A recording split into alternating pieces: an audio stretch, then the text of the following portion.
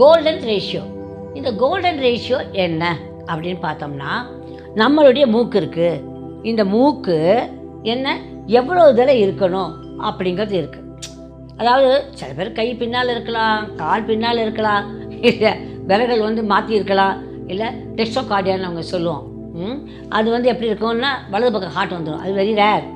1 lakh 1 2 lakh அந்த மாதிரி இருக்கும். வலது பக்கம் ஹார்ட் இருக்கும். உங்களுக்கு தெரியுமா கை நமக்கு எவ்வளோ இருக்குன்ட்டு?